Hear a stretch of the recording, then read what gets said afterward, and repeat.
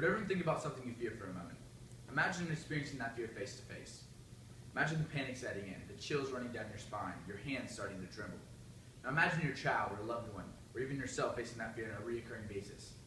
Although these feelings and emotions are only in our imagination for a moment, this is a reality for abused children across the globe. Those chills and feelings of panic are just all too close to home for many children. Although an individual's definition of abuse may differ, the federal government lays it out quite simply.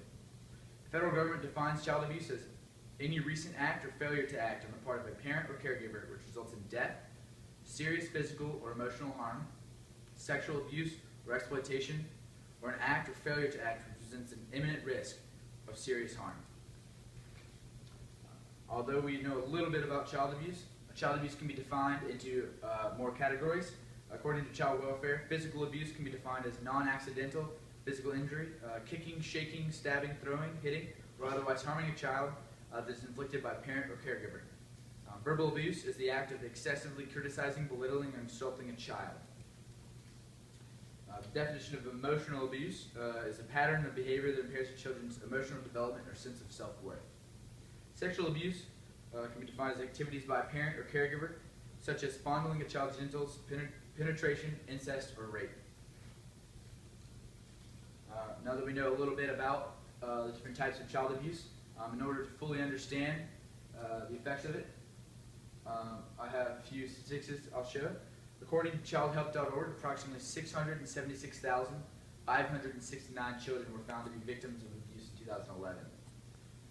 78.3% were abused neglect, 17.6 suffered from physical abuse, 9.2 suffered from sexual abuse, and 8.1 suffered from psychological maltreatment. These statistics are based off reported cases and don't include the thousands of cases that go unreported every year. According to Safe Horizon, 1 out of 3 girls and 1 out of 5 boys will be sexually abused by the time they reach age 18.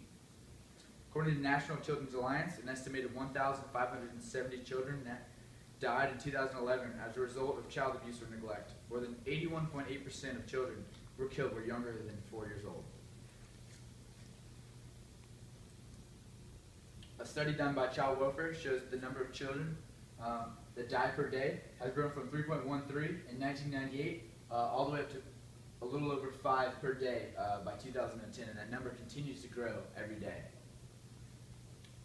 Knowing the facts is key in understanding the lasting effects that it has on those that are involved in child abuse.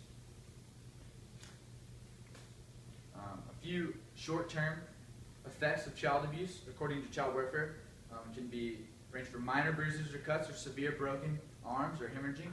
Important regions of the brain fail to form and grow properly. Isolation, fear, and inability to trust. Delinquency, low academic performance. Risk of drug use is much higher for those children that are abused at early ages. Some long-term effects, according to Safe Horizon, can range from low self-esteem, depression, relationship difficulties. Abused and neglected children are 11 times more likely to engage in criminal behavior. In another study that was done, found that 14% of all men and 36% of all women in our prison system were abused as children.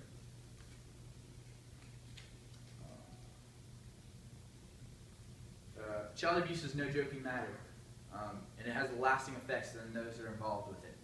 In order to find out more facts about child abuse, you can visit safehorizon.org. It's an organization that's devoted to informing the public on the facts of child abuse. To find out more, you can visit their website at safehorizon.org.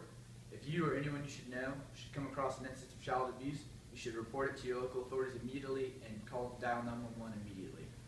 Keep in mind that on average today, 5 children will die due to abuse, and that number is still growing. If you want to get involved in the fight against child abuse, visit Safe Horizon or childwelfare.gov to find out ways to get involved.